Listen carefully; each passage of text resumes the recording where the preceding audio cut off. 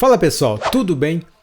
Moondrop Kato era para estar aqui no canal em outubro de 2021, ali no início de outubro, porém o correio deu aquele drible na gente, mas hoje temos aqui, vamos falar desse fone aqui que é sensacional.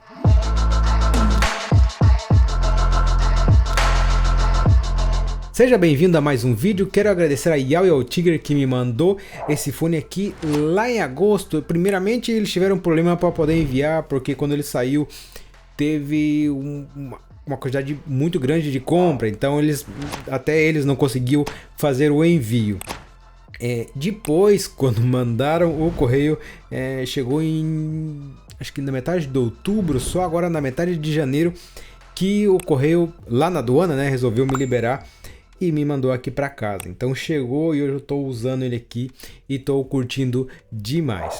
A caixa dele tá aqui, né? Em uma caixinha grande. Ó, para você ter uma ideia, em comparação com o Moondrop Aria, é bem maior, né? É quase, não é o dobro, mas assim, ele tem muito mais espaço. O unboxing lindo, tem toda essa informação aqui na frente, onde tem esse desenho aqui, né, o waifu, que tem gente que gosta, mas eu acho meio que infantil. A Moondrop tem isso, tem outras marcas na China que também tem isso. Se você gosta, legal, se você não gosta, ignora. Aqui na parte de trás, a gente tem algumas informações do drive, tem o desenho do drive, tem informação técnica aqui também, né? Fala que ele é feito de um drive de 10 milímetros, né? Com o encaixe de 0.78, uma acessibilidade de 123 decibéis, a impedância de 32, tem a distorção, resposta de frequência também. A resposta de frequência aqui, ó, de 10 Hz a 45.000. Mas ele também depois fala que a resposta de frequência efetiva é de 20 Hz a 20.000, que é o que o ouvido humano acaba ouvindo. Também tem o gráfico dele aqui na parte esquerda. E aqui, né, ele fala o que significa Kato. Tem já vários modelos que vem lançando, a própria marca já tem, né, essa linha meio que como se fosse a linha K deles, que é o KXXX, KXXS. E agora o Kato, ele fala que é uma linha com algumas melhorias no KXXS. Ele tem, né, um unboxing que é maravilhoso. Vou abrindo aqui, né, já gravei em off, mas estou abrindo novamente aqui só para mim poder observar novamente. Algo que é interessante, que aqui, né, quando ele abre as duas aqui, nessa ponta aqui ele tem um ímã que ele faz o fone sempre ficar fechado, porque ele une essa ponta com a outra. E a gente vê o fone também. A gente tem 6 pares de ear tips, ponteiras, e para nós aqui tupiniquim fala borrachinhas, né? Mas ele tem 3 pares que são de memória e também 3 pares de silicone. Elas são muito parecidas àquelas da Chilastec. Porém, aqui a gente pode ver que eu nem consigo gravar, mas entra aqui tem essa parte que é pretinho e ele fala aqui Moondrop. Então, é feito pela Moondrop, não é da Chilastec, porque já tem o próprio nome aqui. Depois ele vem com a bolsinha, onde dentro dele você pode trocar a boquilha. Apesar de ele ser bem legal, né, bem bonito, eu acabei trocando e não senti muita diferença. Então eu acabei deixando aquela que é a Silver, que já veio no fone. Vem com vários papéis, tem ali informações sobre garantia e aí a gente tem esse case, que ele é muito bonito, né? Aqui dentro entra o fone muito bem confortável, tem um desenho muito legal, tem o nome da Moondrop aqui.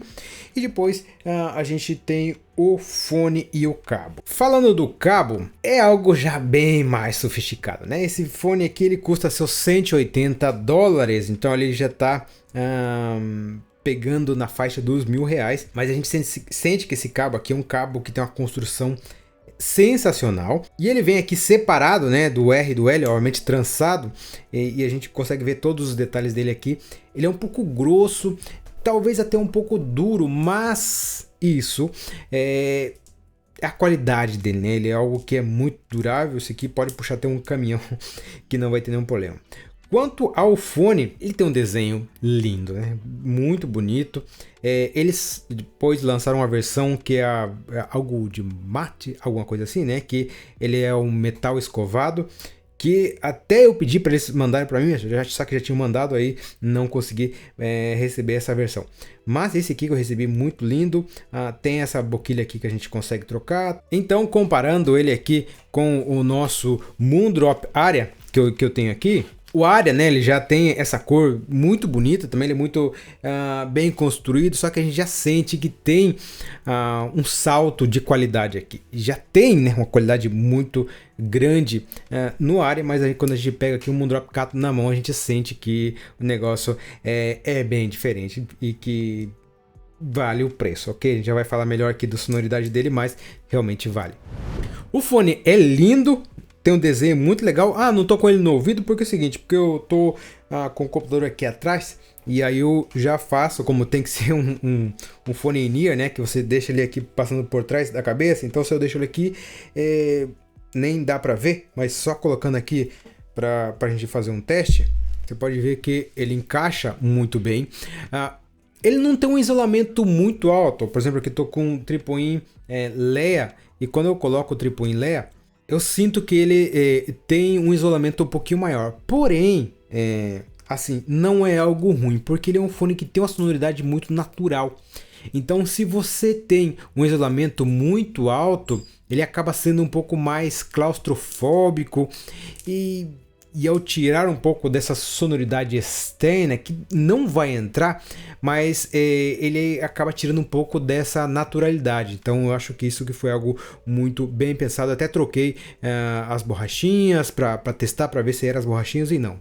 Testando a borrachinha, ele também continua sendo da mesma maneira. Para mim, eu coloquei ele no ouvido e entrou muito bem, sem nenhum problema. Mostrando aqui o gráfico para vocês, o gráfico lá do nosso amigo Crinicão, em que a gente tem ali o desenho, né, das curvas. A gente pode ver que ele não é um neutro, ele tem os graves ali um pouco mais levantado, não é muito, mas assim tem, né? E depois, obviamente, ele segue ali muito parecido aos fones da Moondrop em si, né? A Moondrop, ela tem essa curva que eles trabalharam e que é algo muito interessante, que eu já vou falar isso para vocês aqui.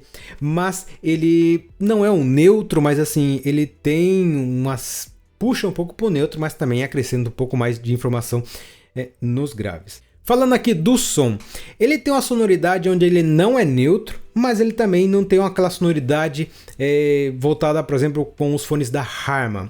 Porque acontece o seguinte, os fones neutros, ele tem um público muito específico, são pessoas que são mais analíticas e elas realmente querem algo, né, que ela quer analisar. Então você vai ter um fone que vai ter muita informação e a pessoa ela ouve com esse intuito de analisar, né? Ela tem essa pegada um pouco mais analítica. Já quando você pega um fone mais em V ou, né, direcionado a Harman, que é a própria Harman, né, é esse estudo que é feito em base de pessoas comuns e pessoas que também conhecem um pouco do áudio, onde eles testam, né? Eu já fiz até um vídeo, vou deixar aqui para vocês, onde eles fazem um teste e pega, né, uma curva média da maioria das pessoas, porque se você faz um fone que a maioria das pessoas gostam, você vai vender mais e sempre as marcas querem vender. Por isso que a maioria dos fones tem essa sonoridade muito voltada ao Harman. E porque também são pessoas que elas querem desfrutar da música, ela não tá tanto interessada em analisar todos aqueles detalhes. Ela quer colocar um fone e ela quer dançar, ela quer sentir aquela emoção, né, daquele grave batendo no peito, porque as frequências graves elas geram essa emoção. Então tem isso.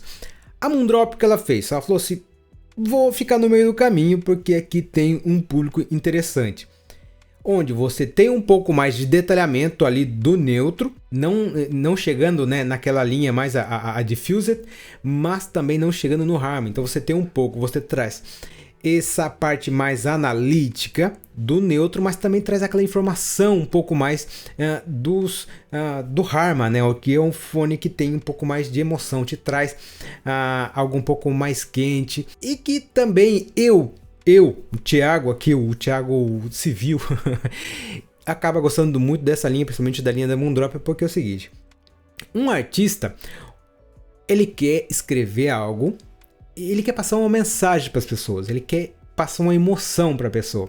Então, se você pega um fone que ele é totalmente analítico, às vezes ele não vai passar. Ele vai passar uma informação, mas não vai passar aquela emoção.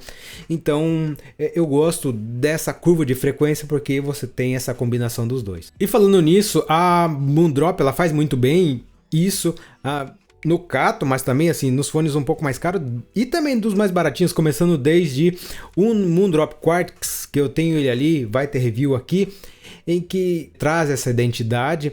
Claro que à medida que vai subindo os preços dos produtos, eles vão trocando os materiais e isso vai adicionando uma qualidade. Então você tem uma borrachinha boa, um cabo bom, um fone muito bem construído, um driver de uma melhor qualidade, e isso faz soar melhor e faz valer a pena. Então é todo um enredo, toda uma história que, se você continuar subindo aí para um Dusk, um Variations da própria Moondrop, vai ter uma melhor qualidade, porque também vai ter coisa que faça valer a pena você pagar um fone, por exemplo, de R$3.000, que não é o caso desse aqui, nesse caso aqui é 1.000. E eu notei aqui que nesse fone, por mais que ele tenha essa pegada um pouco mais neutra, bombadinha nos graves, ele apresenta o grave quando é necessário, com muita claridade. Tem uma música que chama Want Me Back, que é uma música do Codefree ou Codefry, não sei como se chama, e que quem toca com ele é o Corey Wong, que é o guitarrista do Wolfpack, que provavelmente muitas pessoas conhecem. Até vou deixar uma versão, que é a versão live aqui, que tem no YouTube, mas caso você queira ouvir nas outras plataformas, que vai ter com uma qualidade um pouco melhor. Mas ali é até legalzinho, eles fazem umas brincadeirinhas ali. Porém, é uma música que tem bastante informações, tem uma linha de baixo genial, tem a bateria, até no meio ali tem um duelo, né, de bateristas. Não é a coisa de outro mundo, mas o que eu gosto da bateria é porque a bateria é um instrumento que ela trabalha de ponta a ponta. Ela tem um bumbo, né, que tem aquele subgrave forte, e tem um prato que pega aí seus 10, 12 mil Hz. Então é um instrumento que, quando você ouve, você consegue provar se o fone é bom ou não, porque ele consegue entregar toda essa informação. E aqui tem nessa parte que só fica a bateria, em que ele entrega muito bem esse bumbo, né? Tem uns momentos ali que pega o bumbo, você sente esse peso, mas também sente essa agressividade da caixa, dos tons, e depois quando chega no prato ali também. Então você consegue ouvir toda essa extensão e ver que o fone realmente entrega. Quando chama a responsabilidade, ele vai e entrega. Se é uma música que não tem tanto grave, ele não acrescenta, como por aí um fone Basshead faz isso. Se você tem uma música que é um pouco mais seca, ele acaba engordando um pouquinho mais. Aqui não. Porém, se tem, ele vai entregar. E falando aqui dos graves, né? Falando um pouco do subgrave, mas também dos graves aqui, essa música tem uma linha de baixo muito legal. O timbre do baixo, claro que também vai muito da mão do baixista e do baixo, né? Se não me engano, ele está usando um Carvin, que é um baixo que ele tem um timbre muito interessante, mas você sente ali que está muito bem casadinho, ele não fica chocando com o bumbo da bateria. Depois, no meio ali, tem uma parte que ele joga um pouquinho de drive, e drive também com o dedo um pouquinho mais pesado, né, que ele fica aquele som mais rasgado. Ele entrega essa agressividade, né, que já chega um pouco mais ali para os médios graves e para os médios. Então, muito bem colocado. Chegando nas frequências médias, e entrega também com uma boa textura, muito detalhamento. Pegando essa música aqui como referência, claro, ouvi muitas coisas, hoje eu estava ouvindo o dia inteiro, mas assim, pegando essa música como exemplo, ali são 3 guitarras nessa música. Você tem a voz do cantor e tem metais, e também tem ali os 3 back vocais. Você consegue ouvir tudo. A maioria delas, né, estão ali brigando nas frequências médias, com exceção de baixo, bateria, piano, que pega um pouco mais de grave, bateria pega um pouco mais de agudo. Mas você tem muita coisa nas frequências médias, e ele consegue entregar muito bem, principalmente 3 guitarras, obviamente que tem timbres diferentes. Você pega ali uma pegada do Corey Wong, que é muito a característica deles. Ele até lançou uma música com aqueles caras da Suécia, que é o... E ele tem uma pegada muito legal, né? Aquela pegada um pouco mais sequinha, que traz muito detalhamento. Então esse fone ele entregou muito bem. Os agudos é perfeitamente ajustado, bem ali, bem colocadinho. Dá esse brilho interessante, dá esse som arejado. Entrega a informação dos pratos, das S's muito bem. Muito detalhado.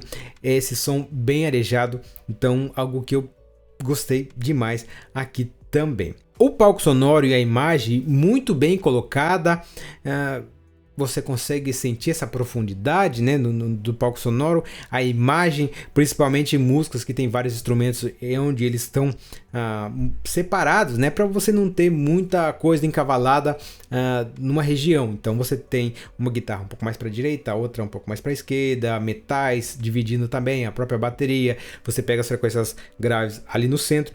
Então ele consegue passar essa imagem muito bem. O detalhamento, muito detalhamento nos graves, nos médios e também nos agudos. Principalmente nos graves ali, onde você consegue distinguir muito bem o bumbo e o baixo. Claro que em músicas atuais você tem aquela questão que existe uma compressão do baixo e do bumbo da bateria, que eles são... Não é paralelo, hoje estou esquecendo o nome das palavras, mas é com a compressão que atua no baixo em relação ao que vem da bateria. Então quando soa o bumbo, ele segura um pouco o baixo, termina de soar o bumbo, o baixo volta. Então você fica ali, não deixa chocar. Então as músicas mais atuais têm isso, mas as músicas mais antigas não tem. Então se não estava bem equalizado ali, existia muito choque. Claro que você faz isso em outras coisas também, mas no baixo, na bateria, é algo que eles fazem muito para não chocar. Nesse fone parece que ele já tem nele, claro, realmente não tem, né?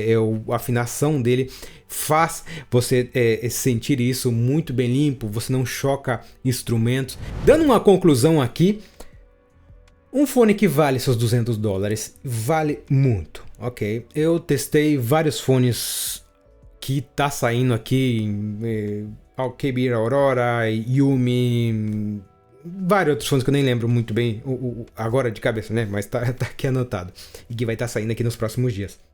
Coloquei o Kato na frente porque o Kato era para ser em outubro. E o que acontece? Ele é um fone que tem uma boa qualidade de construção, sonoridade, tudo muito bem ajustado, então vale o preço que vale. Se a gente for comparar em relação ao Aria, ok? Porque um Aria vale a metade do preço. O Kato soa 2 vezes mais que o Aria? Eu diria que não. Mas lembra aquele vídeo que eu falei sobre o princípio de Pareto, né? A teoria do 80-20? Deixo aqui para vocês que depois de um certa qualidade, você vai ter um aumento muito grande do preço e a qualidade não vai aumentar tanto. Aqui é um exemplo, mas assim, 100% disso. A gente tem qualidade de materiais que sim são bem mais superiores. A sonoridade também tem uma certa melhora, onde você tem uma limpeza muito melhor nos graves. Tem um pouco menos de grave que o Aria. O Aria ele tem um pouquinho mais de grave aqui.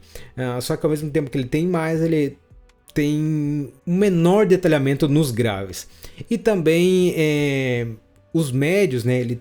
Do Aria ele traz um pouco mais abaixo, então ele faz ser um som levemente a mais em V. Não sei se você vai me entender, mas assim, ele tem essa sensação, né? Porque ele tá um pouco mais recuado nos médios e um pouquinho mais alto nos graves. Então dá essa diferença. Aí na parte de detalhamento, assim, o Kato ele entrega com uma maior qualidade.